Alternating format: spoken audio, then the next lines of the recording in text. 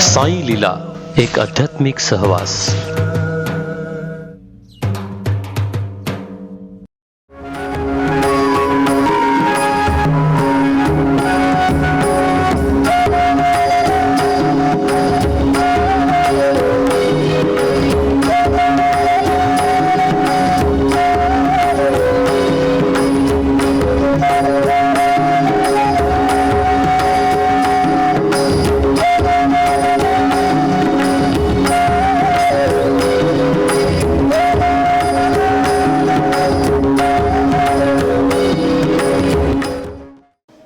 एकं नीतं विमलमचलं सर्वादि साक्षीभूतं भावातीतं त्रिगुणरहितं सद्गुरुतं नमामि.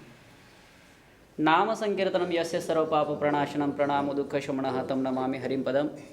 भगवान परमात्मा अखिल गुणनिधान पांडुरंग परमात्म्याचरणी साष्टांग प्रणिपात करतो. ओम नमो जय आद्यवेद प्रतिपाद्य जय जय स्वसंवेद्य आत्मरूपा देवा तुची गणेश श्री सकलार्थमती प्रकाश म्हणे निवृद्ध सौधारी जोजी. परमात्मा श्री गणेशाच्या चरणी नतमस्तक होतो.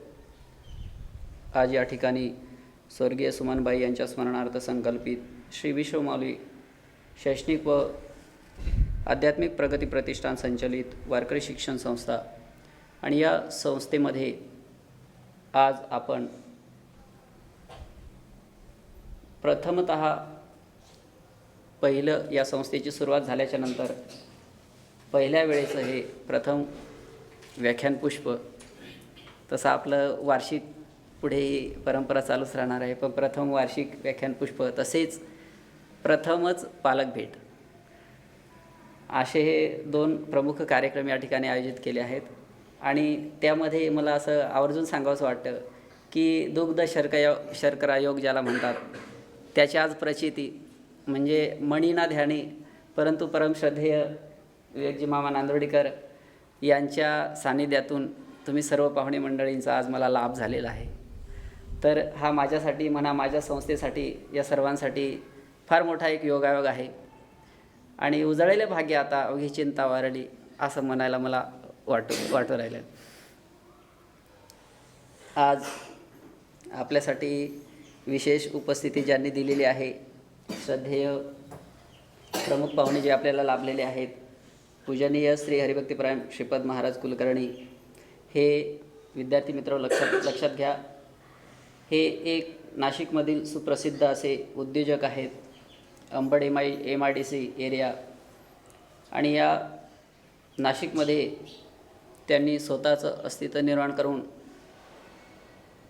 त्यांच्या जीवनामध्ये आलेले अनुभव आपल्यालाही प्राप्त व्हावेत, त्यांच्याकडून मार्गदर्शन मिळावं म्हणून आपण त्यांना विशेष अतिथी आणि पाहुणे म्हणून या ठिकाणी पाचारण केलेलं आहे. तसेच व्याख्याते म्हणून आपण त्यांची नियुक्ती केलेली आहे. मी आता स्वागताबरोबर सगळ्यांचं पाहुण्यांचा परिचय आणि स्वागत एकत्रच घेतो, वेळेअभावी. वेळ आपल्याला फार कमी आहे आणि म्हणून असे जे आपल्याला आजच्या कार्यक्रमासाठी विशेष अतिथी म्हणून आणि प्रमुख पाहुणे म्हणून तसेच प्रसिद्ध व्याख्याते म्हणून ज्यांची उपलब्धी झालेली आहे, श्रद्धेय श्रीपद महाराज कुलकर्णी यांचं स्वागत मामांनी करावं आणि महाराजांनी स्थान ग्रहण करावं.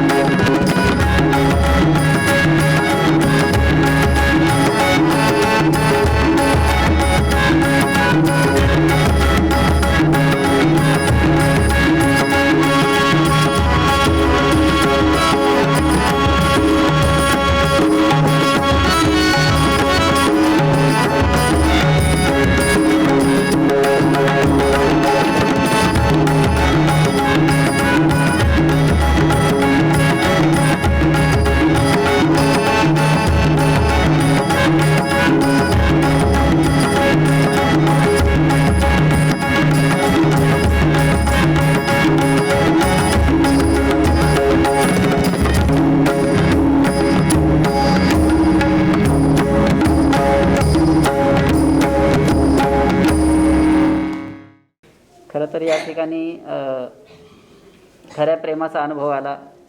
मी बहुतेक या लॉकडाऊनच्या काळामुळं बहुतेकांना पाचारण म्हणा किंवा आमंत्रण केलेलं नाही, तरी पण हिरावण भाऊने या ठिकाणी भेट दिली म्हणजे मला आत्मीयता वाटली.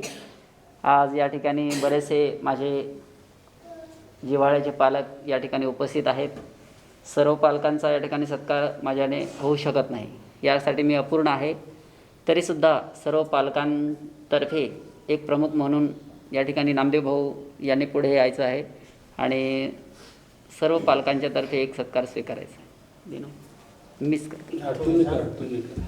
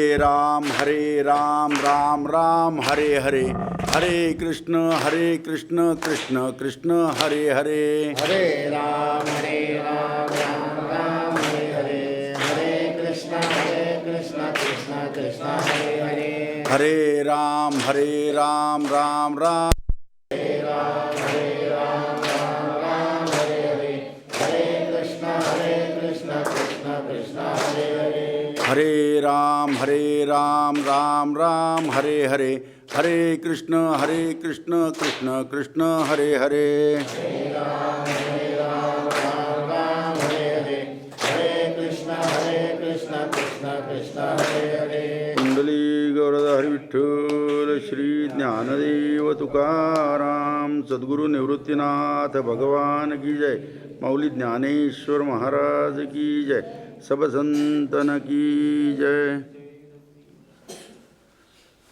तेषामहं समुद्धरता मृत्युसंसार सागरात, भवामी नचिरात पार्थ मय्या वेशित चेतसाम. वारकरी सांप्रदायिक परंपरेप्रमाणे पद्धतीप्रमाणे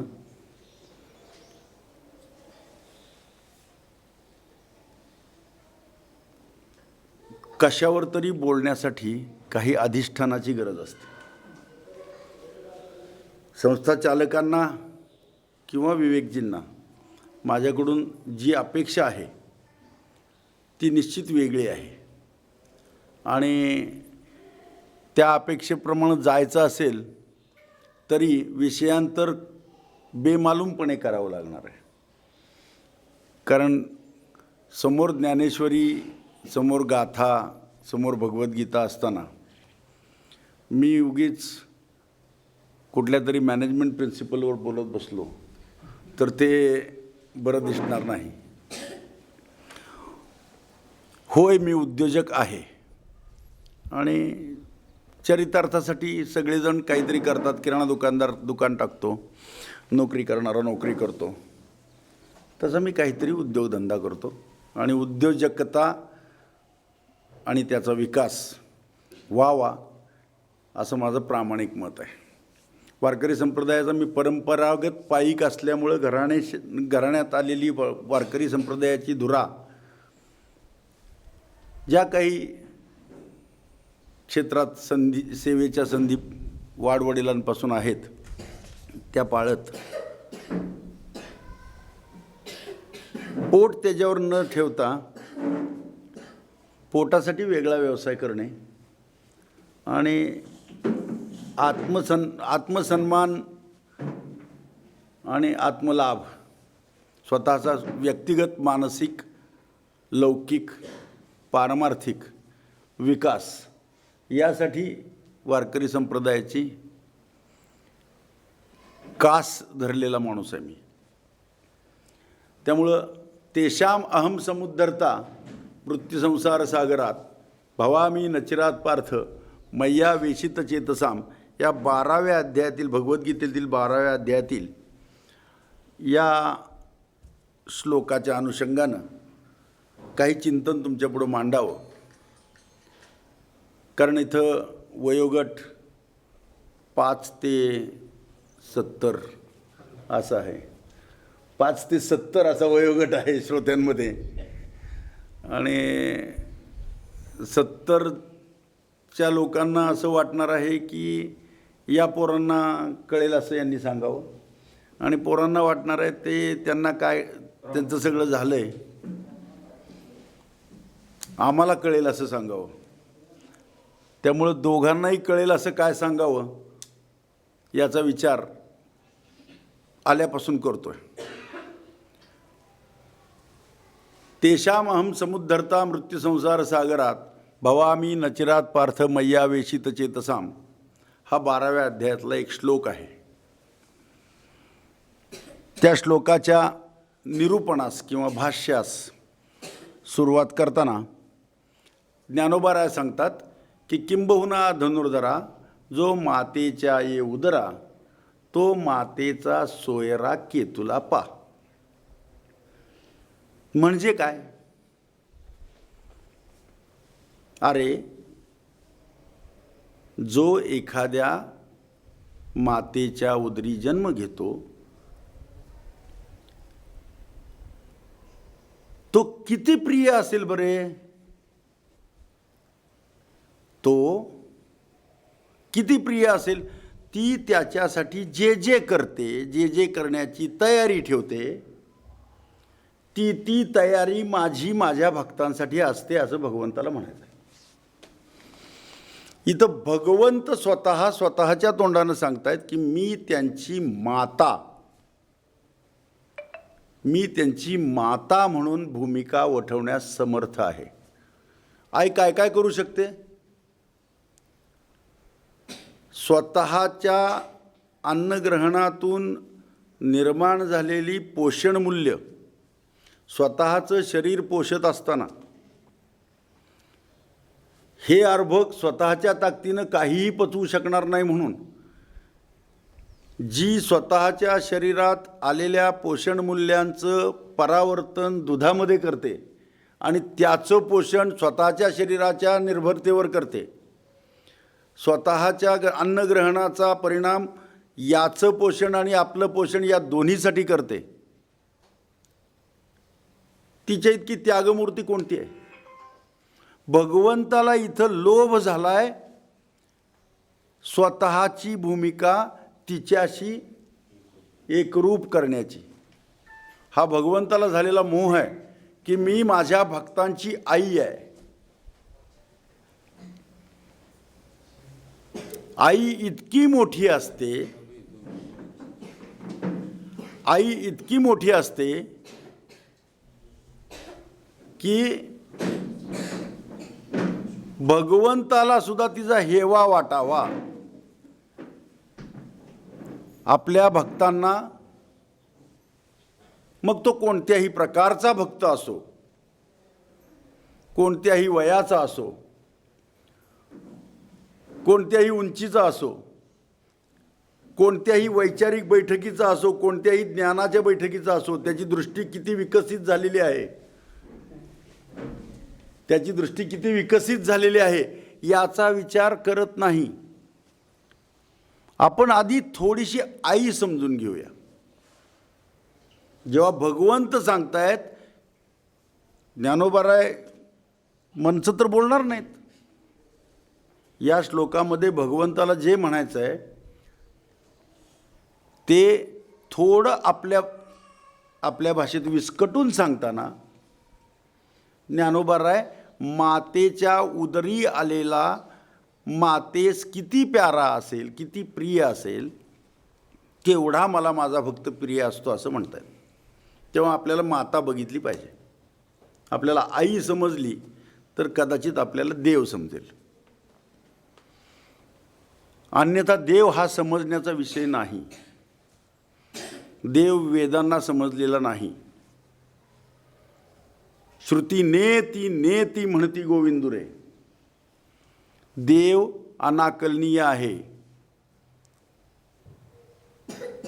आपण आपल्या वारकरी सांप्रदायिक संत साहित्यामध्ये अनेक ठिकाणी देव अनाकलनीय आहे हे ऐकलेलं आहे, वाचलेलं आहे, अभ्यासलेलं आहे.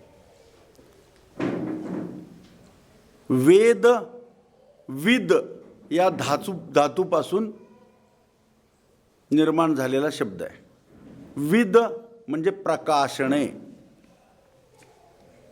वेद म्हणजे प्रकाश देतो. तो कोणता प्रकाश? ज्ञानाचा प्रकाश. सूर्य उगवतो तेव्हा त्याचा पहिला कार्यक्रम काय असतो?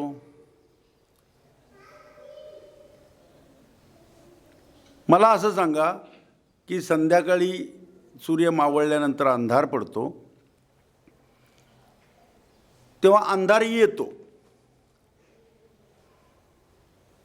मग अंधार जातो कसा? अंधार घालवण्याची वेगळा कार्यक्रम नाही आहे. कारण अंधार येतोच तेव्हा जेव्हा याची उपस्थिती संपते. जेव्हा याची उपस्थिती संपते, हा जेव्हा दृष्टीपत्राला दृगोचर होत नाही, गोचरी दिसत नाही, इंद्रियांना गम्य राहत नाही, तेव्हा अंधार येतो.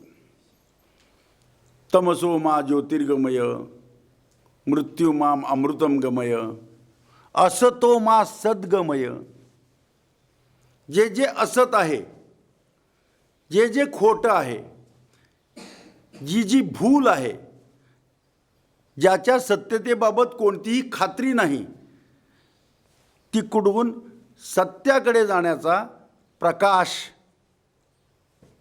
हे माध्यम आहे. तिकडून सत्याकडे जाण्यासाठी लागतो तो प्रकाश लागतो. तो कोणता प्रकाश लागतो? ज्ञानाचा प्रकाश लागतो. तो ज्ञानाचा प्रकाश कोण पाडतो? वेद पाडतात. फक्त काना मात्र इकडे तिकडे करा आणि शब्द इकडे तिकडे करा, तुम्हाला कळेल. जे वेद ज्ञानाचं भांडार आहेत, तो फक्त वे बदला मात्रा जागेवर ठेवा, द इकडे घ्या आणि व इकडे टाका, तुम्हाला लक्षात येईल की वेदच्या जागी देव झाला तयार आणि वेदाला तो कळत नाही आहे. कारण जर इकडे वेद आहे आणि त्याचं प्रतिबिंब म्हणून आरशात दिसत असेल, तुम्ही कधीतरी विचार करा, आरशासमोर उभा राहा आणि स्वतःच्या उजव्या गालाला हात लावा. आरशासमोर उभा राहा आणि स्वतःच्या उजव्या गालाला हात लावा. तुमच्या असं लक्षात येईल की आरशातल्या माणसानं त्याच्या डाव्या गालाला लावलेला आहे.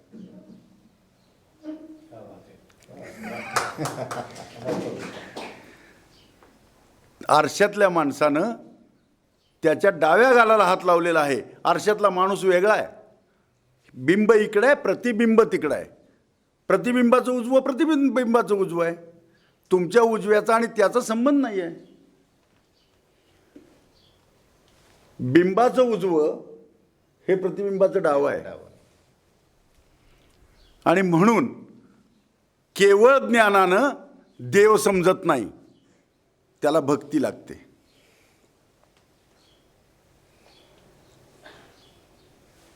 कारण ज्ञानाचं बिंब आहे ते, ज्ञानाचं जे उजवं आहे ते त्याचं डावं आहे. ज्ञानाचं जे डावं आहे, ज्ञानाला किंवा ज्ञानाला असा विचार डोक्यात येऊ शकतो की मला तर सगळं कळतंय, मला अक्कल आहे फार मोठी. नवल अहंकाराची गोठी, विशेष न लगे अज्ञानाचे पाठी. सज्ञानाच्या झोंबे कंठी, नाना संकटी नाचवी. ज्ञानोबा राय बोलतात, माझ्या पदरचं नाही आहे. त्यामुळे ज्ञान असेल तर 100% अंधार पडण्याची खात्री मेंदूत.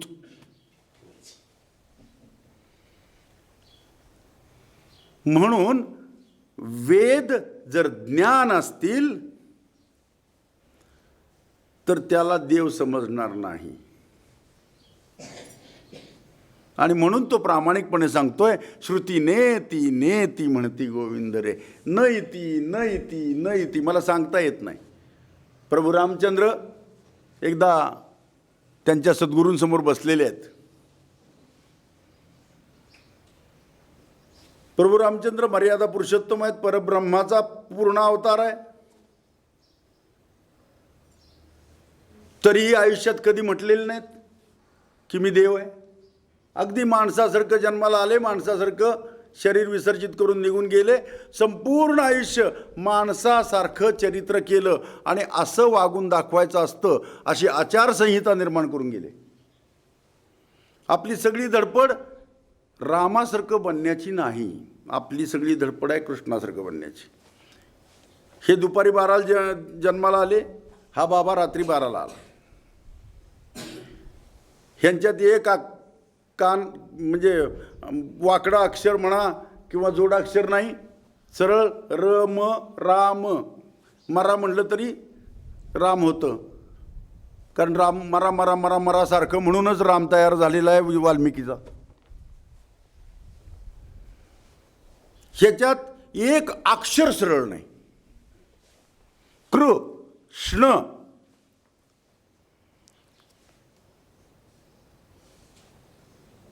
हा नीलवर्ण आहे, शांत आहे, अगाध आहे, हा प्रचंड आहे, हा पराक्रमी आहे.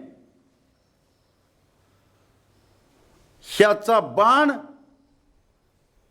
दोनदा सोडावा लागत नाही. हे रणांगणातनं पळून जाण्यात एक्सपर्ट आहेत. आपली धडपड काय काय होण्याचं चालली आहे बघा. आपल्याला राम आदर्श आहेत हे माहिती असून आपण त्यांच्या चरित्राच्या मागेच लागत नाही, मागेच जात नाही.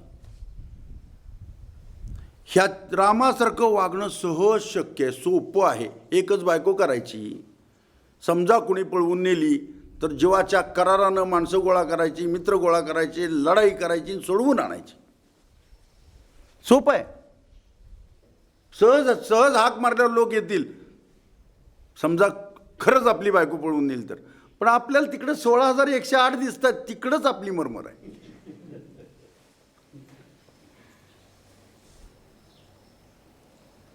आपल्याला राम समजला पाहिजे, आपल्याला आई समजली पाहिजे. आपण नाशिककर आहोत. या श्लोकामध्ये देव सांगतायत तेषाम अहम समुद्धरता मृत्यू संसार सागरात. मी, तेषाम हे सर्वनाम आहे, मी त्यांच्याबाबत समुद्धरता आहे मृत्यू संसार सागरातून. भवामी न चिरात पार्थ, अजिबात वेळ न दवडता. मय्यावेशित चेतसाम, मयी आवेशित चेतसाम जे आहेत त्यांना चुटकी सरस या भवसागरातून घेऊन जातो. मयी आवेशित चेतसाम जे आहेत त्याची एरवी तरी माझी या भक्ता आणि संसाराची चिंता. काय समर्थाची कांता कोरांना मागे. जर तो माझा भक्त असेल ना, चिंताच नाही. श्रीकृष्ण सांगतात, आपला आराध्य आहेत ते, कमरेवर हात ठेवून उभे आहेत आणि आपल्याला वाटतं ते कमरेवर हात ठेवून उभे आहेत म्हणजे बरोबर आहेत. आपल्याला हे समजलं पाहिजे ते कमरेवर हात ठेवून उभे कोणासाठी काय संदेश देत आहेत. ज्याचा परमेश्वर जसा आहे तसा त्याला तो दिसला पाहिजे. परमेश्वर हे ध्येय असलं पाहिजे, आयुष्याचं रहस्य असलं पाहिजे, आत्मनिर्भर होण्याचं स्वप्न असलं पाहिजे. तुमचा उद्योग, तुमचा धंदा, तुमचं आयुष्य राम करता आलं पाहिजे तुम्हाला. ठीक आहे, कदाचित आपल्याला मुकेश अंबानीसारखी 38 माळ्याचं घर बांधता येणार नाही. 38 फ्लोअरचं घर आहे त्याचं, आपल्याला नाही बांधता येणार. पण 38 फ्लोअरचं घर लागतं का आपल्याला? मग छाती फुटस्तोवर पळायचं कारण काय? कोलांट उड्या मारायचं कारण काय? तो सांगतोय ना, चुटकी सरस भवसागरातून तुम्हाला घेऊन जातो, चुटकी सरस घेऊन जातो म्हणतो. 5 प्रकारच्या माणसांना तो चुटकी सरस घेऊन जातो म्हणतोय. तो पुढे जाऊन तर असं म्हणतोय, तेथे ते माझे कलत्र हे जाणीजे, किंब कायसेनी लाजे तयाचेने मी. तिथं माझं कलत्र म्हणजे माझी बायको आहे, माझी बायका पोर आहेत असं मी समजतो, माझे जोडीदार आहेत असं समजतो. इतकं इतकं ताकदीनं तो बोलतोय, आपला विश्वासच नाही ना त्याच्यावर. वारकरी संप्रदायात तर मी कधी कधी गमतीनं म्हणतो विवेकजी, की आम्ही येडे सकाळ सकाळी काकडा म्हणतो, उठा पांडुरंगा उशीर झाला भोजना, किंवा झाला अरुणोदय सरली निद्रेची वेळा.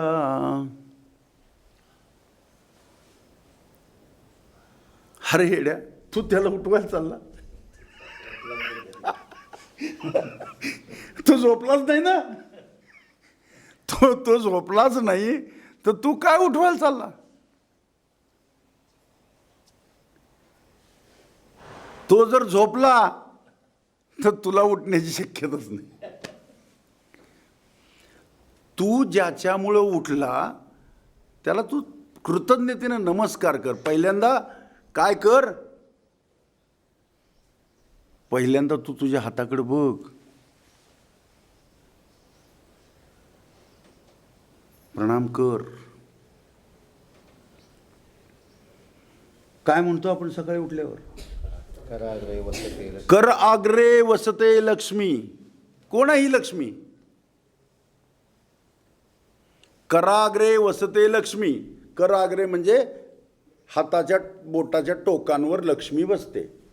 चलनवलन, पैसे इकडनं तिकडं द्यायला, तिकडनं इकडे घ्यायला, व्यवहार करायला बोटच कामाची आहेत. कराग्रे वसते लक्ष्मी. कोण आहे ही लक्ष्मी? त्याची बायको आहे.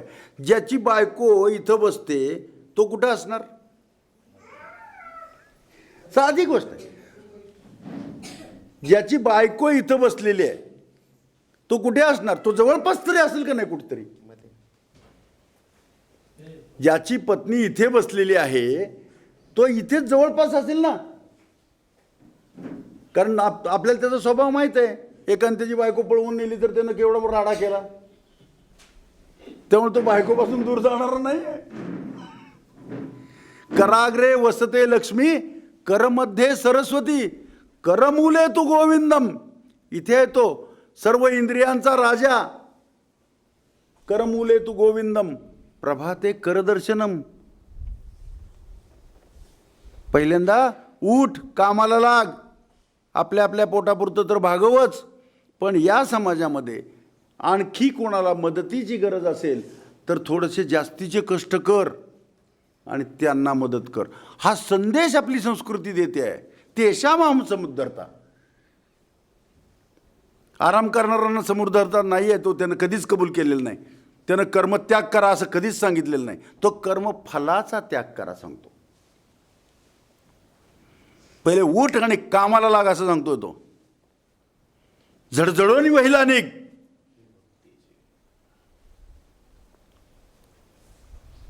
पहिल्यांदा उठ, कामाला लाग. उठला, कामाला लागला. इथे लक्षात ठेव, लक्ष्मी इथे आहे, मी इथे आहे, सरस्वती इथे आहे. ज्ञानाचं अधिष्ठान आहे.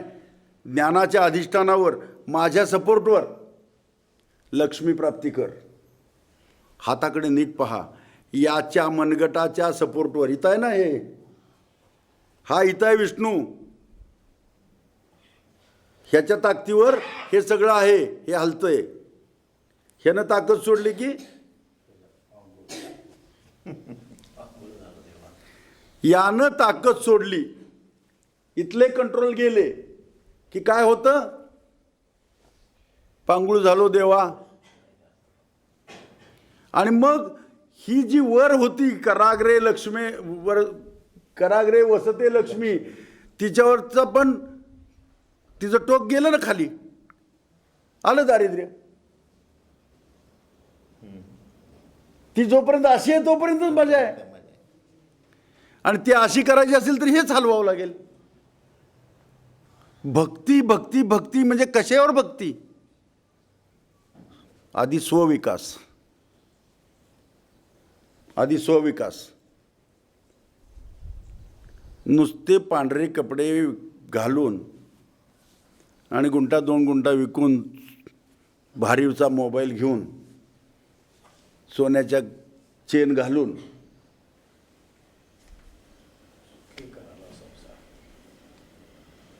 संसार नाही होणार. संसार नाही होणार. संसारातनं तरुण जाता नाही येणार. तेषाम अहम समुद्धरता मृत्यू संसार सागरात, जे मयी आविशित चेतसामत. आणि जर त्याच्यावर निष्ठा नाही, त्याच्या संदेशावर निष्ठा नाही, त्यातनं फक्त आळसाचे अर्थ काढण्याचा विचार असेल, तर तो प्रसन्न झाला नाही म्हणून त्याला दोष देण्यात अर्थ नाही. कारण त्याचा संदेशच नीट कळलेला नाही. आपल्याला असं काहीतरी भ्रामक संदेश आहे, भ्रामक. मुळातच आपण मायावाद बोलतोच सगळं. दिसतं तसं नसतं, दिसत नाही. का दिसत नाही? तमसोमा ज्योतिर्गमय काय आहे? मृत्युमाम अमृतम गमय काय आहे? ज्या प्रभू रामचंद्राच्या नगरीमध्ये आपण आहोत त्याला रघुवीर म्हणतात, रघुकुल दीपक म्हणतात, रघुनाथ म्हणतात, रघुनंदन म्हणतात. का? शीर्षच नाही, त्याला सख्य नसतील. सावत्र भाऊ आहेत 3, त्यापैकी कोणाला तरी रघुनाथ म्हणलंय का? भरताला कोणी रघुनाथ म्हणल्याचं ऐकलंय का? लक्ष्मणाला कोणी रघुनाथ म्हणलंय का?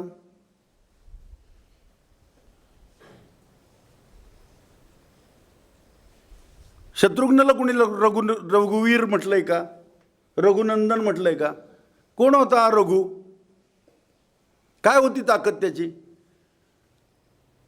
या रघुराजाचं नाव रामचंद्रांनी घ्यावं आणि रामचंद्रांनी त्याप्रमाणे आदर्श समाजापुढे मांडावेत, रघुराजाचं चरित्र लोकांच्या डोळ्यासमोर यावं म्हणून रामचंद्रांच्या जीवनामध्ये जे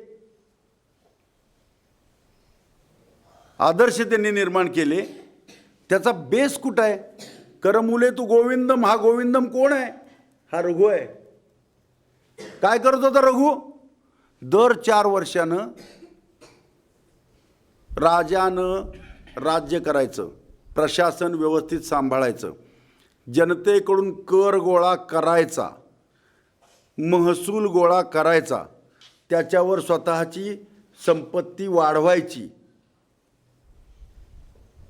हा धर्म आहे. सिग्नल सुद्धा वेळेवर न पाळणाऱ्या माणसांना टॅक्सेस भरा म्हणून सांगणं किती अवघड आहे. हा देश चालवणं किती अवघड आहे.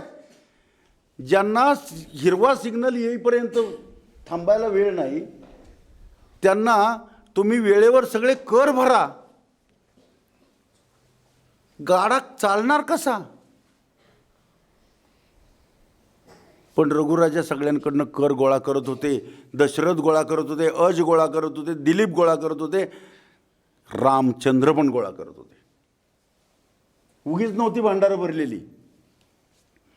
मात्र रघुराजा दर 4 वर्षांनी विश्वजित यज्ञ करायचे आणि प्राप्त झालेली सर्व संपत्ती संपूर्ण सोन्याच्या ताटात जेवत होता तो माणूस. पण संपूर्ण राजवाड्यासह सगळं दान करून टाकायचा आणि पुन्हा खापराच्या भांड्यात जेवायला लागायचा. 4 वर्षानंतर 5व्या वर्षी हाच कार्यक्रम त्याचा. दर 5 वर्षांनी पुनश्च हरिओम म्हणजे काय ते हे आहे. आपण पुनश्च हरिओम, पुनश्च हरिओम, अरे काय, जरा उठा. उत्तिष्ठत जाग्रत प्राप्यवरान्य बोधत. विवेकानंदांनी हेच सूत्र घेतलं. कारण देव काय सांगतोय? झालं काय? योगमार्गी, हठयोगी, अष्टांगयोगी ते त्या मार्गाने मजेत राहिले. सुन आदेश त्यांचं चालू आहे. मर्यादित आयुष्य आहे ते स्वतःपुरतं स्वविकासासाठी लढतायत. ते समाजाच्या उपयोगी आहेत का? समाजाच्या उपयोगी नाहीत. ते स्वतःच्या विकासासाठी लढतायत. योगी पावन मनाचा, साहे अपराध जनाचा, जग जरी झाले वन्नी, संती सुखी व्हावी पाणी. हे ह्यांच्यापाशी जायला भीती वाटते.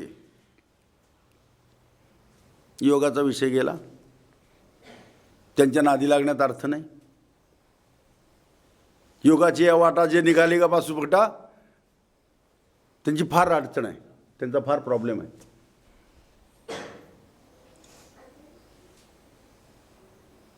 दुसरे संन्यास मार्गीय. सगळ्या समाजात जर संन्यासीच झाले तर पुढच्या पिढीला संन्यासी कुठनं मिळतील?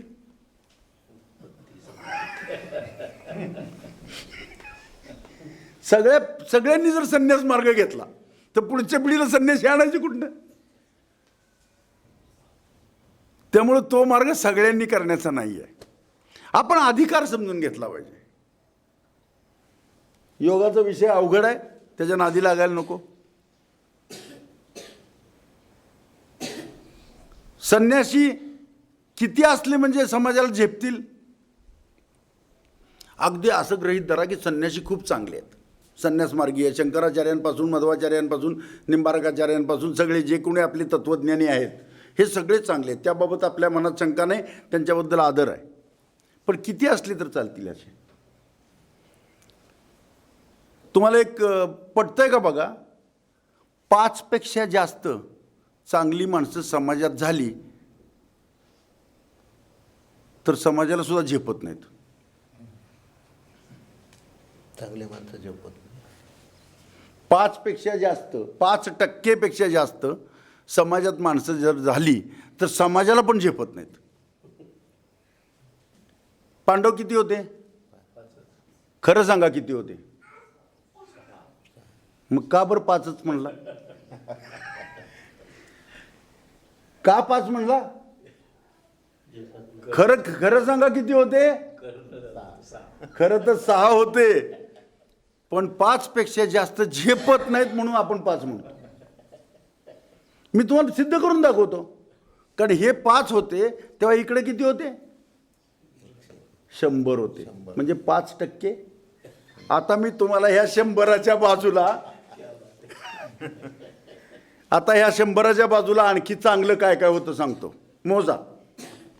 विदुर, द्रोणाचार्य, कृपाचार्य, सात्यकी, शल्य, विकर्ण, कर्ण, भीष्माचार्य, बलराम दादा. किती झाले? मग 20 झाले नाहीत म्हणून तो 6वा तिकडंच राहिला. 20 झाले असते, 21 झाले असते तर कर्ण 100% 6वा म्हणून मान्य झाला असता. 5%च्या पुढे चांगले परवडत नाहीत. 5%पेक्षा जास्त जर चांगली असतील तर समाजालाच झेपत नाहीत. तेव्हा आपण आपलं टार्गेट काय घेतलं पाहिजे? कारण आपल्याला हे माहिती आहे, द्वारकेचा राणा ज्ञानोबराय सांगून गेलेत. द्वारकेचा राणा. आपल्याला जर भगवंताबद्दल आस आहे ना, आपण वारकरी संप्रदायिक आहोत ना, आपली वारकरी शिक्षण संस्था आहे ना, म्हणजे आपण भगवंताबद्दल आस असणारी माणसं आहे. आपल्या प्रत्येकाच्या अंतरात्म्याला त्याच्या भेटीची ओढ लागलेली आहे. उभा उभी पालवी म्हणून तो तिथं उभा आहे. वाटप आहे उभा भेटीची आवडी, कृपाळू तातडी उतावीळ, मागील परिहार पुढे नाही शीण. झाली या दर्शन एक वेळा, पण ते दर्शन झालं पाहिजे. ते कसं झालं पाहिजे? त्यांना छातीवर हात ठेवून म्हणलं पाहिजे, तेशाम अहम समुद्धरता मृत्यू संसार सागरात. तो त्याच 5 जणांसाठी आहे. तो त्याच 5 जणांसाठी आहे. त्या 5त स्वतःचं स्थान निर्माण करा. आपले रामराया पंचवटीत उभे आहेत काळाराम मंदिरात. कोणी कोणी काळाराम मंदिरातले राम बघितलेले आहेत?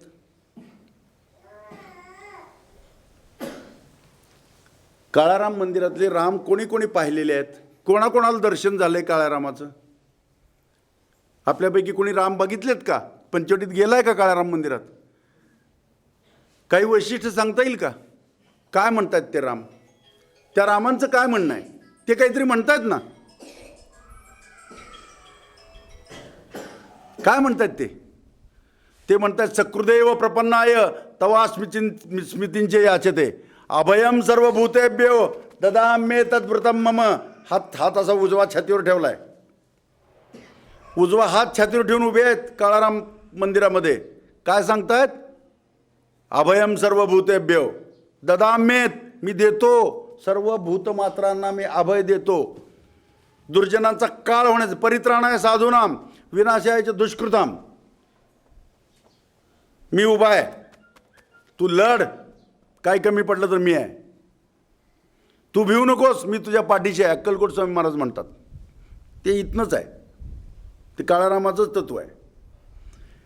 कुठलाही संत, कुठलाही महात्मा, कुठलाही चांगला माणूस वेदांच्या बाहेर नाही, फक्त तो वेदांना आदर्श म्हणून समजून घेऊन चालतो. म्हणून वारकरी संप्रदाय वेदप्रामाण्य मानणारी संस्था आहे, वैदिक परंपरा आहे.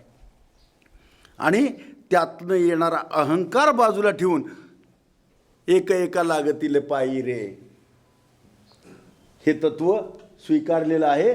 ते त्यातला अहंकार घालवावा म्हणून. रामराया काय सांगतात? तेषाम अहम समुद्धरता मृत्यू संसार सागरात. तुम्ही रामाचं एवढं मोठं चित्र लावलंय, राम काय सांगतात ते पहा.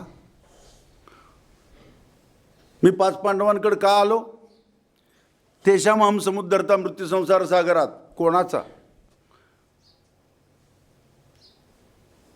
कोणाच्या? तेषाम अहम समुद्धरता मृत्यू संसार सागरात. भवामी नचिरात पार्थ, मी घेऊन जातो, त्वरित घेऊन जातो.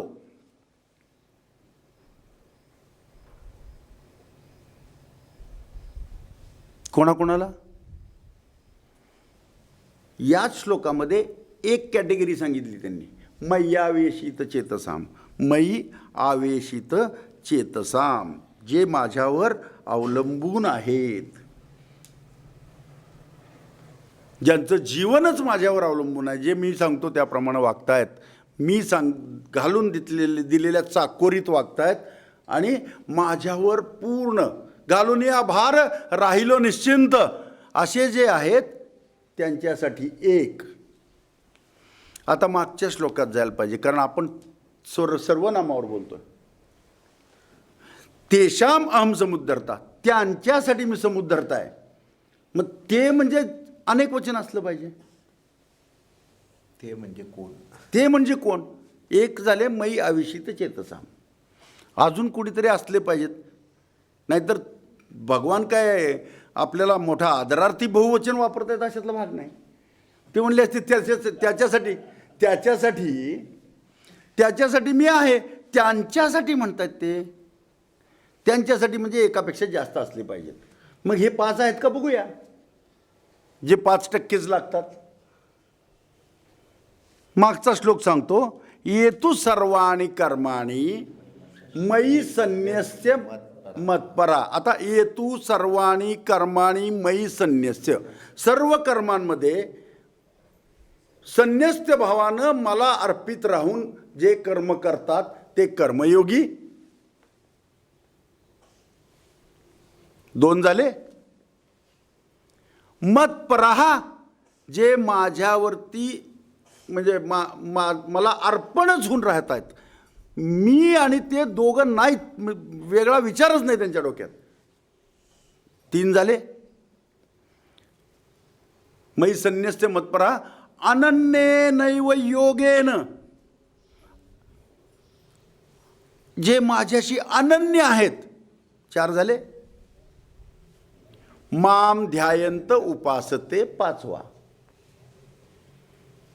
जे माझं ध्यान करतात, ज्यांच्या ध्यानात मी सदैव असतो, जे जेव्हा जेव्हा ध्यानाला बसतात तेव्हा तेव्हा मीच असतो.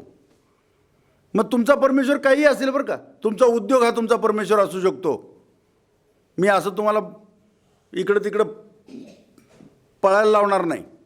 आपलं बऱ्याच वेळा असं होतं, त्या कस्तुरी मृगासारखं सुगंध कुठनं येतो आपल्याला कळतच नाही, आपल्याच बेंबीतनं येत असतो. सुगंध तर आपल्याजवळ असतो.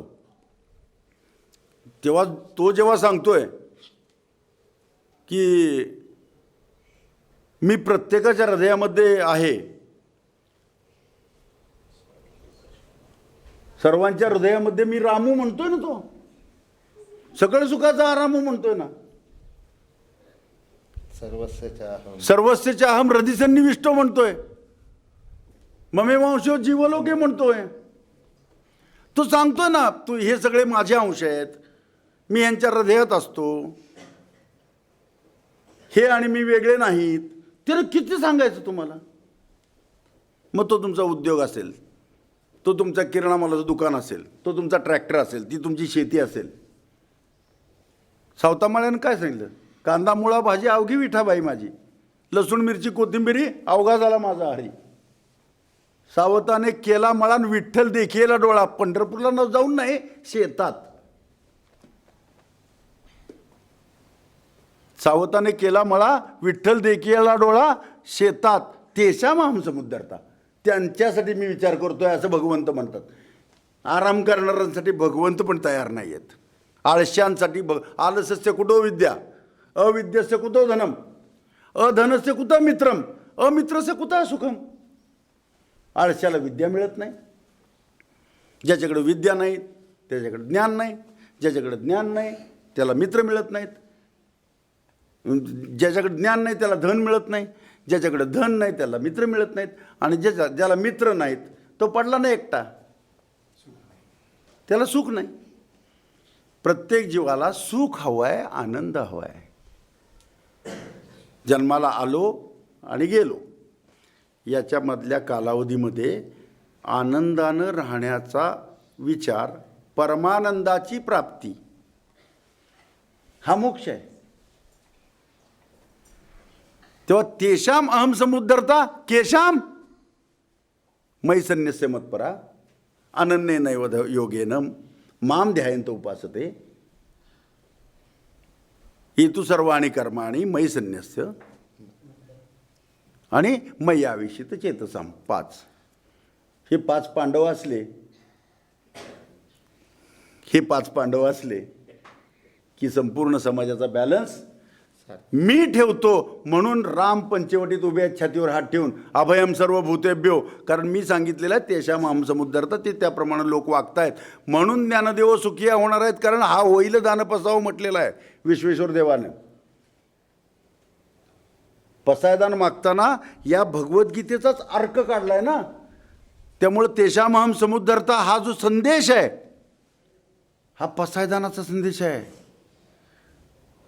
जो जे वांछील तो ते लाहो. हो हो, जो जे वांछील तो ते लाहो सांगितलं तेव्हा असं नाही म्हणले ज्ञानोबा राय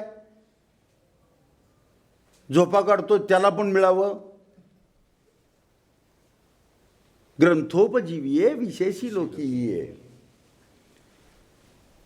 ग्रंथोपजीवीये विशेषी लोकीये, दृष्ट अदृष्ट विजये. दिसतंय तिथंही आनंद पाहिजे, पारलौकिक आनंदही पाहिजे, जे दिसत नाही. आत्ता आमच्या क्षितिजावर पण नाही, आम्हाला माहीत नाही स्वर्ग कसा आहे, मोक्ष कसा आहे. तो अदृष्ट विजय आहे, तो अदृष्ट विजय आहे. दृष्ट अदृष्ट विजय कधी होणार आहे? ग्रंथोपजीवी झाल्यावर. ग्रंथात काय सांगितलंय? तेषाम अहम समुद्धरता मृत्यू संसार सागरात मय्याविषित चेतसा मयि संन्यस्य मत्परा अनन्येनैव योगेन माम ध्यायन्त उपासते, असं ग्रंथात सांगितलंय. या ग्रंथाप्रमाणे वागणारे जे आहेत त्यांना जो जे वांछील तो तेला हो. आणि म्हणून हे तर म्हणे श्री विश्वेश्वराहो हा होईल दान पसाहो. जर तेषाम अहम समुद्धरता मी सांगितले त्याप्रमाणे जर वागले तर हा होईल दान पसाहो. येणेवरे ज्ञानदेव सुखिया झाला. ज्ञानदेवांच्या सुखासाठी ज्ञानदेवांनी सांगितलं, पण आपल्याला ते कळलंच नाही. आपण ज्ञानेश्वरी वाचतोय, आपण पंढरपूरला जातोय, तो कमरेवर हात ठेवून उभा आहे म्हणतोय. आणि मी तर नेहमी म्हणतो, मी जातो पंढरपूरला, दर शुद्ध एकादशीला पंढरपूरला असतो मी. वास्कर फडावरचा कीर्तन करा देवा. मी शुद्ध एकादशीला वास्कर फडावर जर मी नसलो तरच दुसऱ्याला कीर्तन दिलं जातं, ही आमची परंपरा आहे. पण मी त्याला भेटायला जात नाही, कारण मला माहिती आहे तो कमरेवर हात ठेवून उभा आहे. तो म्हणतो तुझं तू बघ.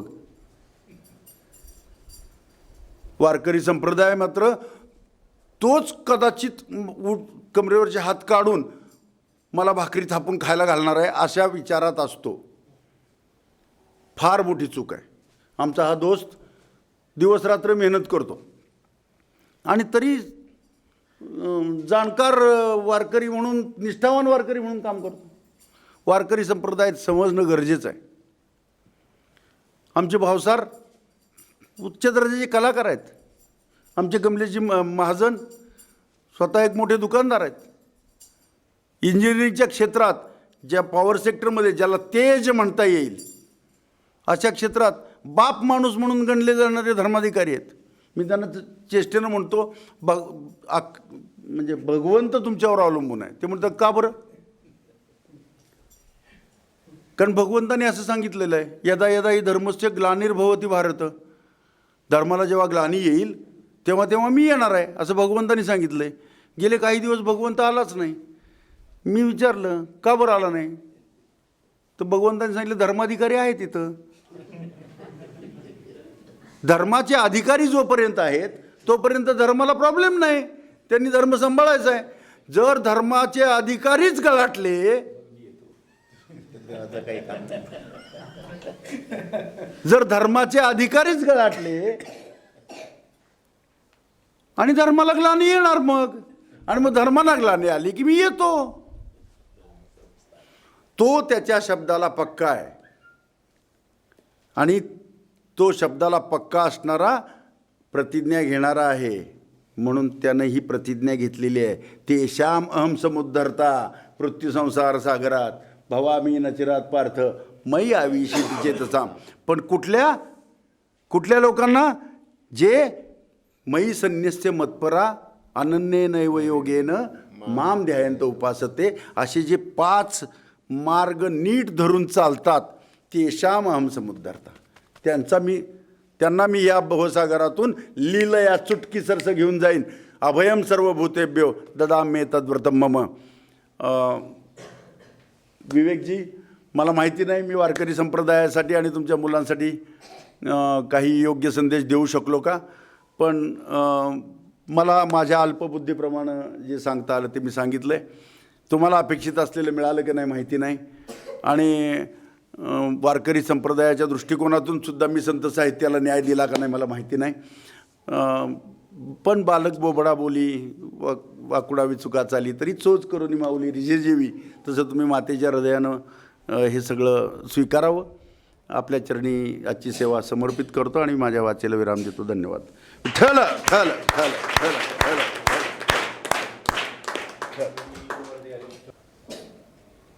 आपली जोपासना चांगल्या गुणांनी जर झाली तर आपला देह सार्थकी लागतो. मुळातच जन्मच त्याच्यासाठी आहे आणि तो जन्म सार्थकी लागण्यासाठी हा सगळा अट्टहास असतो आपला. ह्या ज्या गोष्टी आहेत ह्या सगळ्या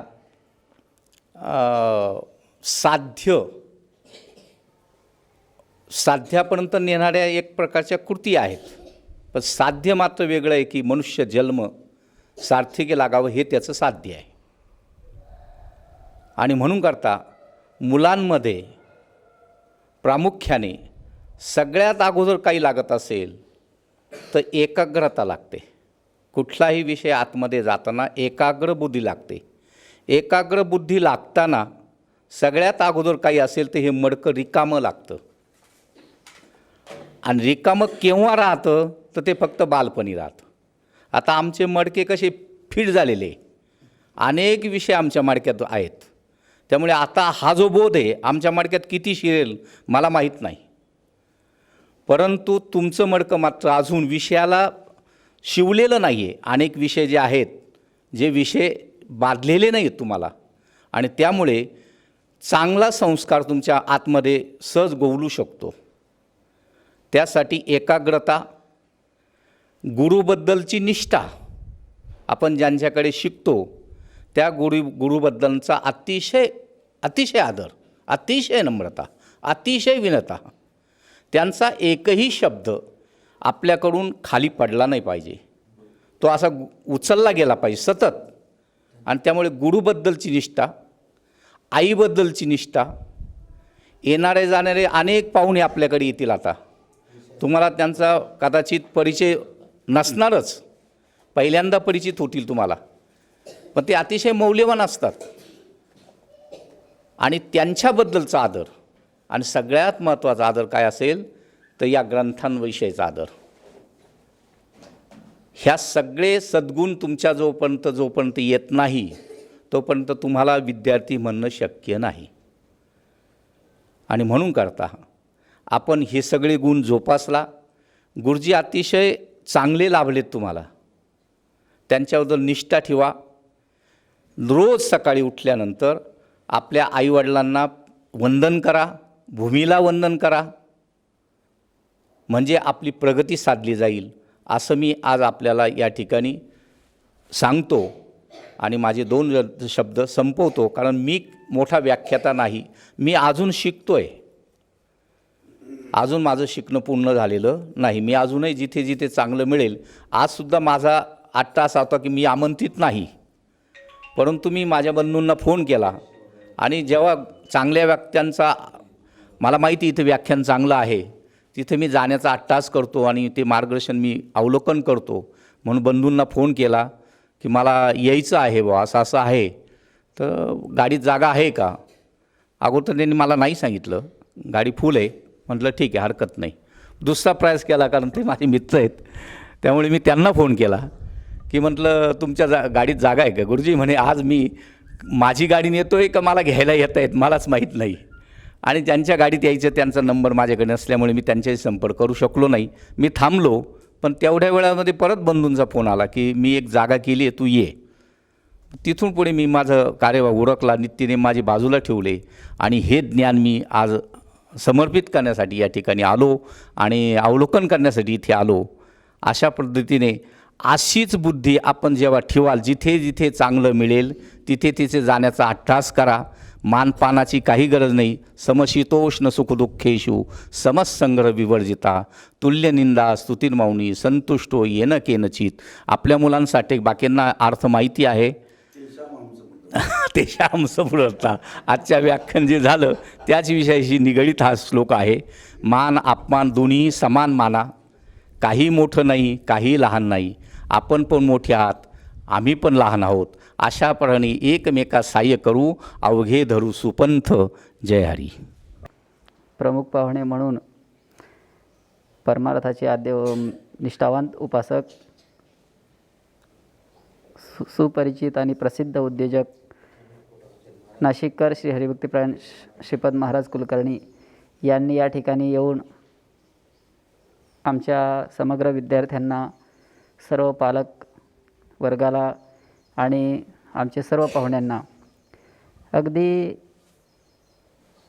तसं पाहिलं तर या प्रवचनाचं जे आम्ही सुख घेतलं बऱ्याच दिवसातून लॉकडाऊनपर्यंत, अशी प्रवचनं म्हणा किंवा अशी कीर्तनं, असं चिंतन आम्हाला श्रवणीय घडत नाही. टी व्हीवर रोज कीर्तन लागतं, पण मध्येच बंद करून ठेवावं लागतं कधी कधी. सगळेच तसं सगळे ऐकतो, पण असं प्रवचन बऱ्याच दिवसांनी ऐकायला मिळालं की खूप बरं वाटलं, खूप समाधानही वाटलं. म्हणजे तुम्ही सोप्यातून सोपंही सांगितलं आणि उच्च श्रोत्याला तेवढं उंचीचंही सांगितलं. खूप सुंदर असं या ठिकाणी तुम्ही प्रबोधन चिंतन केलं. आज या कार्यक्रमाला ज्यांचे आवर्जून वाट पाहत होतो, खरं तर त्यांच्याकडे कार्यक्रमाचं अध्यक्षपदही सोपवणार होतो, असे वारकरी महामंडळाचे आमचे लाडके श्री हरिभक्तीपरायण देवदासजी जाधव साहेब या ठिकाणी थोडे विलंबाने उशिराने आले आणि म्हणून त्यांचं या ठिकाणी स्वागत आहे.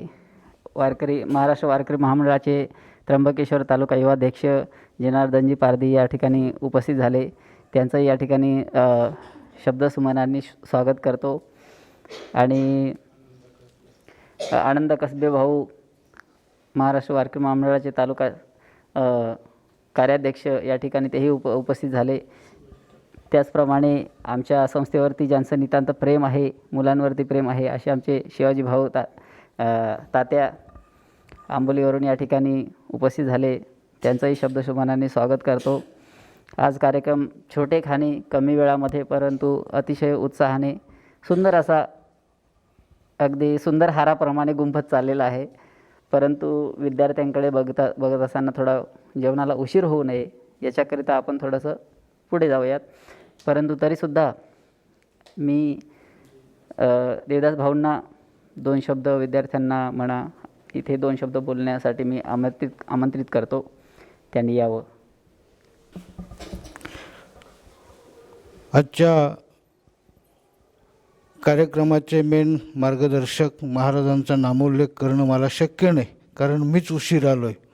महाराजांबरोबर मंचावर विराजमान असलेले अतिथीगण, त्याचप्रमाणे महाराजांच्या विधानानंतर ज्यांनी या ठिकाणी मुलांना मार्गदर्शन केलं, नांदुर्डीकर भाऊ, त्याचप्रमाणे मंचावर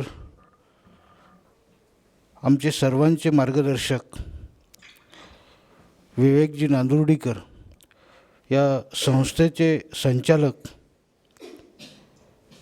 खऱ्या अर्थानं आळंदी अधिष्ठानावर ज्यांनी अतिशय परिश्रम घेतले, 2-5 वर्ष त्या ठिकाणी ते ज्ञान घेतलं आणि त्यांनी आज जी सुरुवात केली ती तसं पाहिलं तर त्यांचं अभिनंदन करावं तितकं कमी आहे.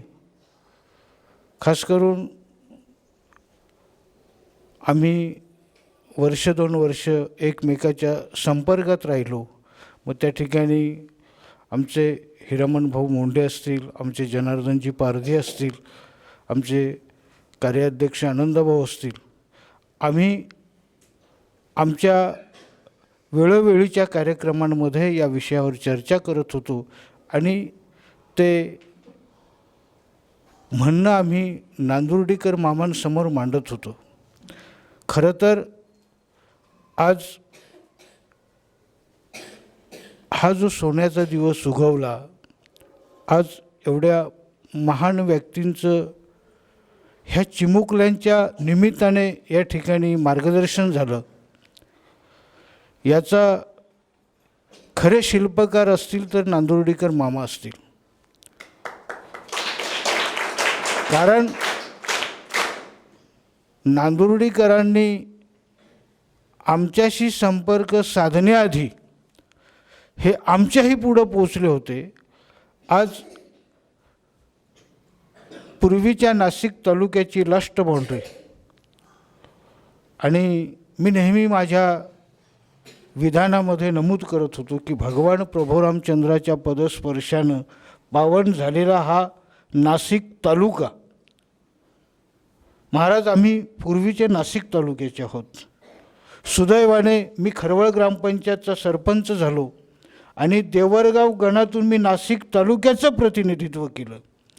तेव्हा बबनराव घोलप आम्हाला पालकमंत्री होते आणि नाशिक तालुक्याच्या पश्चिम पट्ट्यातनं विधायक स्वरूपाच्या मुद्द्यावर फक्त आज जसं नांदुर्डीकर मामांनी सूचना केली आणि या संस्थेच्या संचालकांनी मला बोलण्याची संधी दिली, तर ह्या पवित्र अशा नाशिक तालुक्याच्या इंटेरियरचा जो पट्टा आहे, नांदगाव, कोहळी, वरसविहीर, खरवळ आणि ही घाटाच्या खालची इंटेरियल गावं की ज्या ठिकाणी आम्ही जन्माला आलो, लहानाचे मोठे झालो, समाजात काम करायला लागलो, जी गोष्ट आम्हाला जमली नाही ती नांदुर्डीकर मामांनी अतिशय वाया गेलेली गावं त्यांच्याशी नातं निर्माण केलं. आज नांदगाव कोहळीच्या वाडी वस्तींमध्ये भव्य अशी मंदिरांची निर्मिती केली. आम्ही मामांच्या त्या कार्यकर्तृत्वावर एवढे भारावून गेलो की आपलाही कुठंतरी सहभाग असावा, कारण आम्हीसुद्धा परमार्थिक क्षेत्रातच शिकायला त्र्यंबकेश्वरी होतो. सुदैवाने त्र्यंबकेश्वरच्या सान्निध्यात असल्यामुळं नाथांच्या वारीचा आनंद आम्हाला महिन्याकाठी मिळतो आणि अशा पद्धतीने नांदुर्डीकर मामांनी खेड्यापाड्यात जे लोक अतिशय वाया गेलेले होते, त्या गावात गेल्यानंतर आम्हाला कोणाला तरी एखाद्या दारुड्याला 100 रुपये खिशात घालावे लागत होते आणि मग त्या ठिकाणी आमची लाईन लागत होती. तसं नांदुर्डीकर मामांनी अतिशय वाया गेलेली गावं ही आज परमार्थाच्या चकोरीत उभी केली. ज्ञानेश्वर माऊलींचं मंदिर सुरेख असं मागच्या वर्षी त्याचं लोकार्पण झालं, अखंड हरिनाम सप्ताह झाला. त्याचप्रमाणे ओंकारेश्वराची निर्मिती केली, त्याचप्रमाणे गोपालकृष्णांच्या मंदिराचं काम चालू आहे. अशी अनेक ठिकाणी ठाणे जिल्ह्यामध्ये, पूर्वीचा ठाणे जिल्हा आजचा पालघर जिल्हा, तिथंसुद्धा मामांनी काम चालू केलेलं आहे. कळंपाडा म्हणून गाव आहे, त्या ठिकाणी परवाच ते महाराज गेले, दयानंद महाराज. हे खूप अतिशय चांगले साधू होते आणि एवढा विद्वान मनुष्य एवढ्या इंटेरियरला एका सरोवरावर तो तळ ठोकून होता, शेवट इथंच गेला. तर एकंदरीत या मुलांसाठी माझा आपल्या विचारापलीकडे मी दुसरं काही सांगणार नाही, परंतु या मुलांचे जे पालक आहेत, या पालकांना माझी विनंती राहील की सध्या गेल्या 2 वर्षापासून या महामारीच्या कालावधीत ह्या मुलांचं शिक्षणाची हेळसांड होते, परंतु आपण मंडळीने अतिशय चांगला निर्णय घेतला की किमान आपण आपल्या मुलांना या संस्थेमध्ये यांचा समावेश करून यांना आज यांच्या व्यतिरिक्त जी मुलं गावात आहेत ती मुलं फक्त उन्नाडक्या करत फिरत आहेत, परंतु ही मुलं आज सकाळ संध्याकाळ यांचा हरिपाठ, यांचं प्रबोधन, यांचं खाणं पिणं हे सर्व आईवडिलांच्या पेक्षाही या ठिकाणी महाराज, त्यांच्या अर्धांगिनी, त्यांचे बंधू जी काळजी घेतात ते मी सकाळ संध्याकाळ व्हॉट्सअपला पाहत असतो. आणि म्हणून पालकांनी एक काळजी घेणं. बघा, आपण आपल्या मुलांसाठी प्रेम आंधळं असतं. घरी नवरा बायकोमध्ये चर्चा होते, अहो पोराला पाहायला जायचं, मग अनेशा घरातनं निघताना माणसं भाजीपोळी जी काही असेल तिचा आग्रह धरतात, तर तो मुळीच नसावा. त्याचं कारण असं की इथं चटणी मिरची जीही असेल ती इथं मुलांना सुस्थितीत मिळते, याचा आत्मविश्वास तुम्हाला मी देतो. कारण आपण जेव्हा बाहेरून खाद्य आणतो तेव्हा नकळत त्यामध्ये इन्फेक्शन होतं आणि तेवढं पथ्य पालकांनी घ्यावं. इथल्या ज्ञानदानाच्या बाबतीत शंका घेण्याचं काहीही कारण नाही. आणि या ठिकाणी तुम्ही पालक किंवा आम्ही पालक, आपल्याही पेक्षा नांदुर्डीकर मामांचा सकाळ संध्याकाळ या ठिकाणी संपर्क असतो. आठवड्यातनं एक दिवशी या ठिकाणी भेट असते. आणि या निमित्ताने आजचे विचारवंत ज्यांचं प्रबोधन आपण ऐकलं, कार्यक्रम पत्रिकेमध्ये मामांनी मला पत्रिका टाकली, त्या पत्रिकेमध्ये मला वाचण्यात आलं की एक प्रतिष्ठित उद्योजक म्हणून महाराजांचा नामोल्लेख होतो आहे. तेव्हा असंच प्रेम तुम्ही आमच्या या चिमुकल्यांवर असू द्यावं. कारण ही मुलं ही उद्या या तालुक्याची संपत्ती आहे, या देशाची संपत्ती आहे.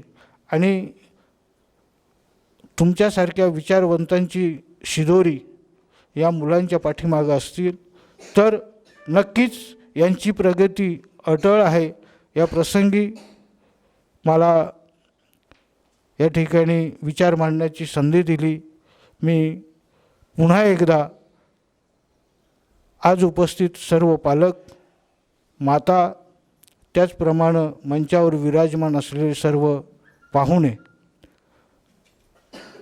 आणि जगन महाराजांच्या बाबतीत मी एक आत्मविश्वासाने सांगतो की आमच्या ह्या त्र्यंबकेश्वर तालुक्याच्या इंटेरियल पट्ट्यात, ग्रामीण भागात, की हे 2 बंधू सोडले तर संस्थेतनं विचार घेऊन हे अलीकडे आलेले हे 2 तरुण विद्यार्थी आहेत. त्याचप्रमाणे आमच्या ग्रामीण भागात या ठिकाणी त्यांचा नामोल्लेख केला पाहिजे, दगडूबाबा देवरगावकर. हे सुद्धा आळंदी संस्थेतनं चांगले गुण घेऊन ते जागेवर थांबले नाही, तर ह्या त्र्यंबकेश्वरच्या पूर्वीच्या नाशिक तालुक्याच्या ग्रामीण भागात पेठ तालुक्यामध्ये आणि आजच्या त्र्यंबकेश्वर तालुक्यामध्ये ज्ञानदानाचं अतिशय पवित्र कार्य त्यांनी केलं. आजचे कैलासवासी हरिभक्तपरायण बापू महाराज देवरगावकर ते विद्वान होते, विचारवंत होते, परंतु बापूबाबांसारख्या गुरुला खऱ्या अर्थानं ज्यांनी आकार दिला ते दगडूबाबा देवरगावकर होते. आणि म्हणून आज त्यांचे मोठे चिरंजीव ते परमार्थामध्ये नेहमी सक्रिय असतात. माझ्या माहितीप्रमाणे ते परवा आळंदी गेले, आळंदीवरून ते संगमनेरला आले. त्यांनी फोन केला की भाऊ तुम्ही त्र्यंबकेश्वरी येणार आहेत का. अक्षरशः 3 दिवसाचा प्रवास करून ते खास करून या कार्यक्रमाला आळंदी ते त्र्यंबकेश्वर हे डायरेक्ट परस्पर आले. मी मनापासून त्यांचे आभार मानतो की प्रवासात काही माणसं आनंद मी समानंदी वल्लभ श्री ज्ञानेश भगवान विष्णू सोपान भगवान ब्रह्मा मुक्ताख्या ब्रह्मचित्कल अथिव्याय यज्ञ. मी पहिल्यांदा पालकांना एक आशीर्वचन देतो. ऋते यज्ञ, तुमचा मुलगा डॉक्टर होईल किंवा तुमचा मुलगा IAS IPS होईल, पण आई वडिलांचे व्हॅल्यू शून्य राहते. पण ज्यावेळेस तुमचा मुलगा सुसंस्काररूपी छोटा मोठा कीर्तनकार बनेल किंवा प्रवचनकार बनेल किंवा महंत बनेल किंवा श्रीमंत बनेल, त्यावेळेस जगामध्ये सर्व मिळतं. पण तुमचा मुलगा जर सात्विक बनाला, संत बनला, तर जरूर समाज त्याच्यापेक्षा तुमच्या पहिले पाय पडणार हे लक्षात ठेवा. कारण आईवडिलाला मान आपला मुलगा संत झाल्यावर मिळत असतो. आणि म्हणून आता देवीदासनी एक निवेदन केलं की बाबा त्यांना चटणी हे भाकरी आपल्याकडे माहिती आहे दसम्या घेऊन जातात का, ती पडले वळण इंद्रिया सकाळा भावा तो निराळा नाही तुझा. शासकीय आश्रम शाळेमध्ये डबा घेऊन जाण्याची सवय लागलेली आपल्या लोकांना.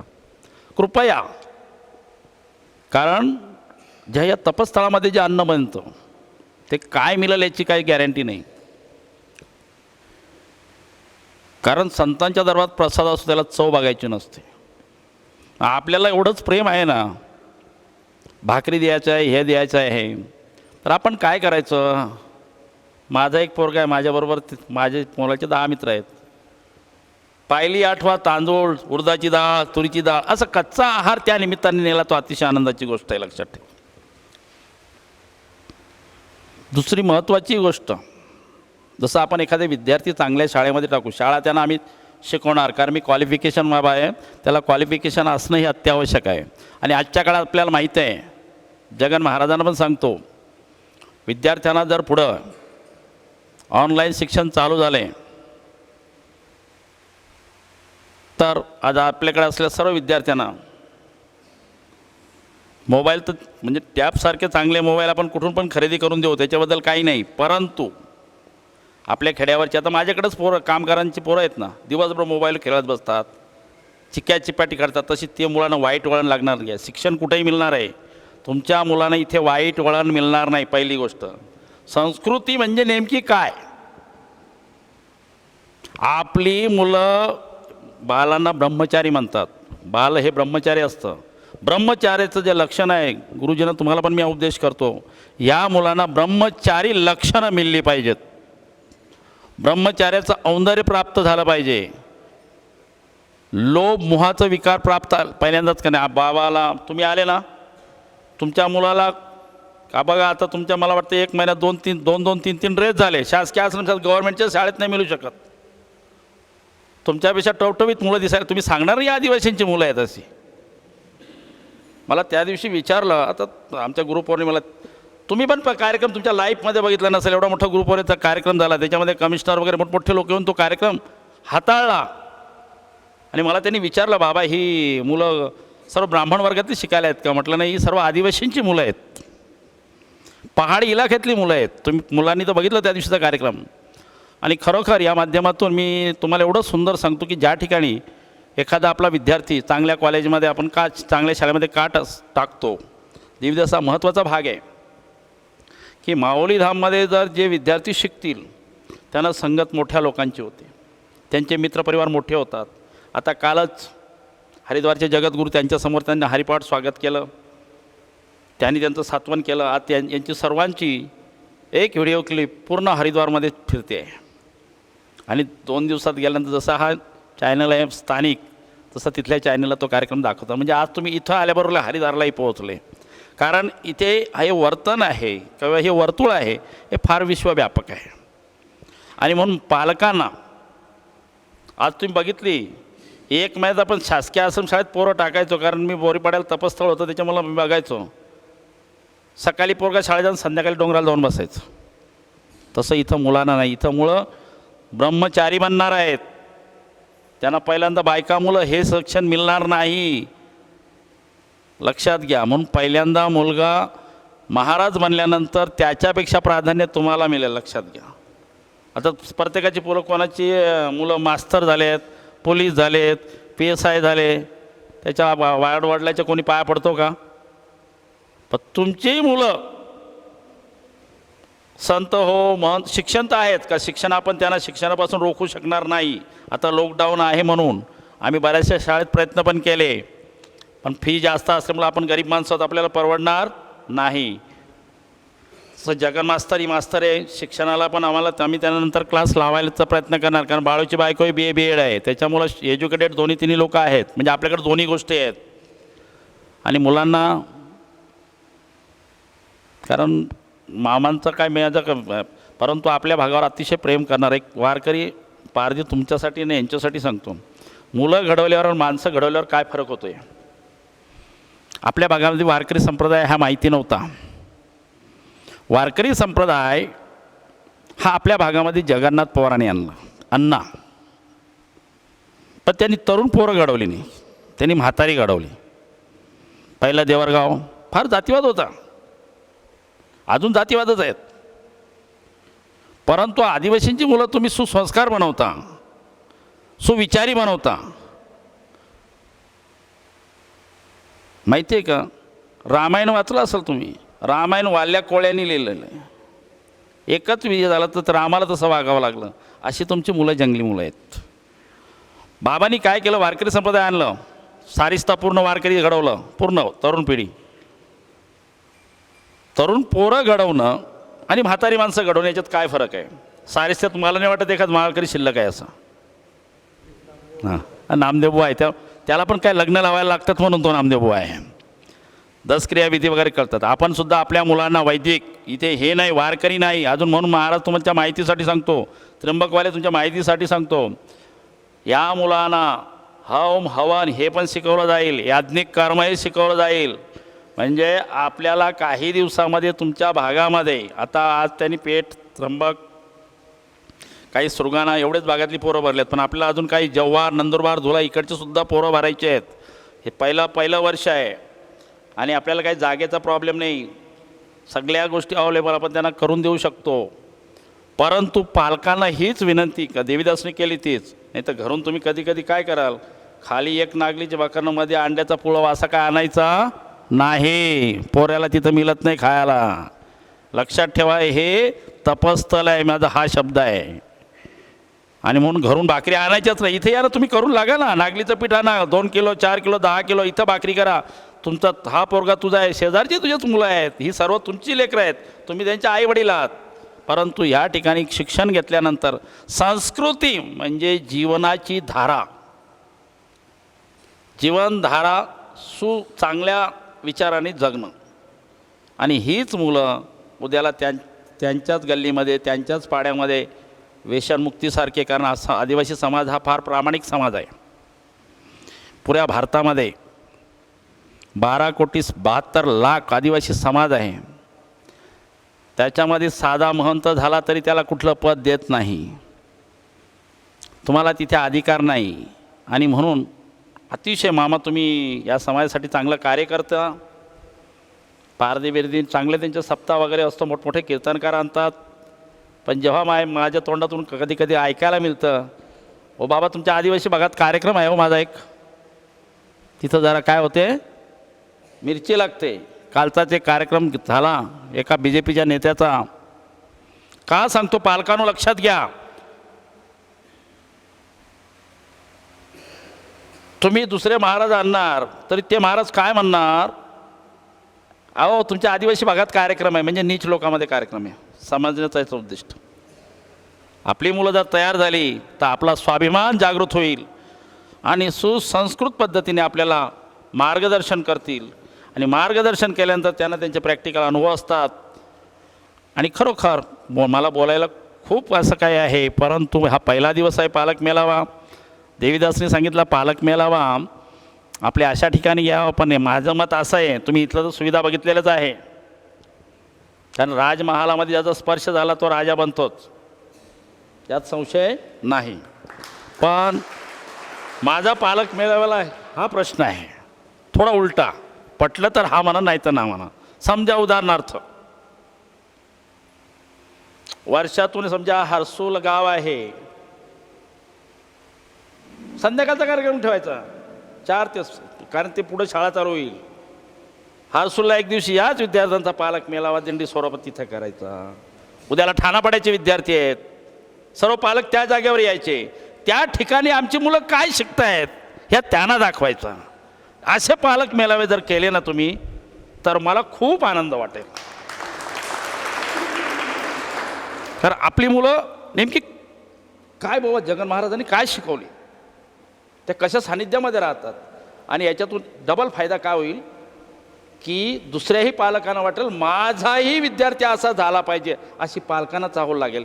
इथं करण्यात मतलब नाही, कारण इथं तुम्ही सुविधा, मला काय सुविधा मला सांगा. त्र्यंबकमध्ये ही माऊली धामचा जो राजवाडा आहे किंवा महाल आहे, हे यांचं फार पुण्य या तुमच्या मुलांचं. म्हणून अशा ठिकाणी, कारण तुम्ही बघितलं PRP संघटने SP सारखे लोक पटापट काढून दिले मी, आणि तुम्ही तासून तास बसण्याचा अधिकार मिळाला. तर याच्यासाठी सांगतो, इथली तुम्ही सर्व पालकांना बघितलेलं आहे की नाही, या सुविधासुद्धा बघितलेल्या आहेत. आता समजा तुमच्या खरवळचे पहिल्यांदा कोणी हारसूलचा पालक असेल, त्याने हारसूलला एक दिवशी कार्यक्रम प्रत्येक महिन्याला ठेवा ना, 3 महिन्यातून कशा इथे नका.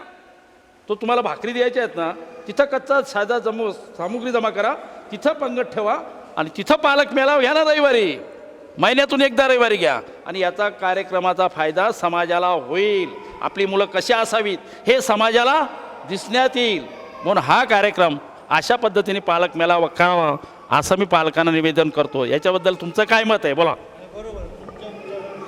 हे मत बरोबर आहे का चुकीचं आहे? बरोबर आहे. कारण आपल्याला अज्ञानातून, सर्व मुलं अज्ञानातून चांगल्या मार्गाकडे न्यायचे आहेत.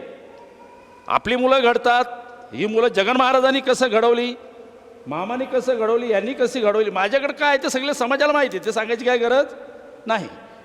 पण ती तयार कशी आपली बालकं झाली ती आपल्या समाजाला दिसली पाहिजेत. आणि म्हणून वेगवेगळ्या भागामध्ये वेगवेगळ्या ठिकाणी हा कार्यक्रम करण्यात यावा, पालक मेळावा वेगवेगळ्या ठिकाणी करण्यात यावा असं माझं निवेदन आहे. माझं तर मत असं आहे की पुढच्या महिन्यामध्ये लॉकडाऊन जरी असले तरी एक हारसूलला पालक मेळावा घ्यावा रविवारी, शाळा चालू असो अगर नसो, आणि भव्य प्रकारात तो पालक मेळावा करण्यात यावा. म्हणजे जगन महाराज नेमके काय करतो, कारण आपल्याकडे काय मोठ्या माणसाला, आता समजा मी फर्चीवाला बाबा आहे, हे बाबा हे असंच करतो, मोठ्या माणसाचे दोष जास्त जाणतात. मोठ्या माणसा हातून एखादी चूक झाली तर ती एवढी मोठी करून सांगतात. आणि म्हणून सर्वांना माझा शुभ आशीर्वाद आहे, तुम्हाला शुभ आशीर्वाद आहे. या भाकरी आणण्याचा प्रकार करू नका, पालक मेळावा आपल्या भागात भरवा, आनंदाची गोष्ट होईल. आपली मुलं कशी झाली ती शेजारच्यांना, म्हणजे तुम्ही एकटेच पालक नाही, म्हणजे तुमच्या गावचे 10-20 लोक येतील, शेजारची लोक बघतील, अरे आपली मुलं काहीतरी घेतात, म्हणजे आपण ह्या, आणि आपला संस्था पूर्ण आपल्या भागामध्ये प्रचलित होईल. जसं आता महाराजांनी सांगितलं, इवलेसे रोपं लाविले द्वारी, एका महिन्यात मुलं, कारण मलाही शाश्वत. मी तर माझं मत असं आहे की पुढच्या वर्षापर्यंत पोरं चाली बोलायला चाली रीती शिकल्या पाहिजेत. आता पहिल्यांदा पण त्याची वाणी शुद्ध करायची. काय करायची लक्षपूर्वक ऐका. वारकरी शिक्षण संस्थेला, म्हणजे मूळ संस्थेला पण काही वेळेस मी मार्गदर्शन करायचो. पहिल्यांदा यांची वाणी शुद्ध करण्यासाठी त्यांना 15 अध्यायाचा आरंभ करायचा. 15 अध्याय पूर्ण झाल्यानंतर त्यांना पौर्णिमा अमावस्या इथे आपल्याकडे हवनकुंड आहे, सर्व सामुग्री असते, 15 अध्यायातून आहुती द्यायची. नंतर विष्णुपाठ करायचा, म्हणजे ब्राह्मण कर्म वैदिक दोन्ही कर्म. उद्याला नाही महाराज झाला तर कमीत कमी घरभरणी तरी करेल. नोकरी लागते किंवा न लागते याच्या भरोशावर येणार नाही. पण हा वारकरी शिक्षण संस्थेमध्ये शिकलेला, म्हणजे माहुलीधाम वारकरी शिक्षण संस्थेत शिकलेला विद्यार्थी एज्युकेटेड झाल्यानंतर नाही नोकरी मिळली तरी तो उपाशी राहू शकणार नाही. एवढे बोलून मी माझ्या शब्दाला पूर्ण विराम देतो. राम कृष्ण हरी. हो 1 मिनिट, आता 2 मिनटं म्हणू. तुझं काय सांगतो का? नको.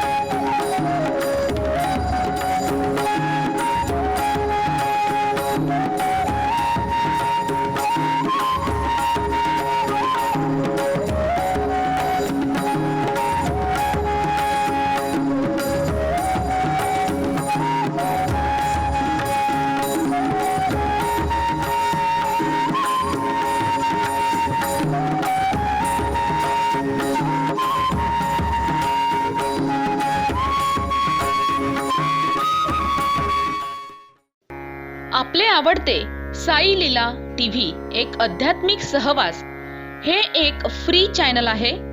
आपल्या येथे केबल टीव्हीवर जर साई लीला टीव्ही एक आध्यात्मिक सहवास हे चॅनल दिसत नसेल तर आजच आपल्या केबल ऑपरेटरशी संपर्क करा.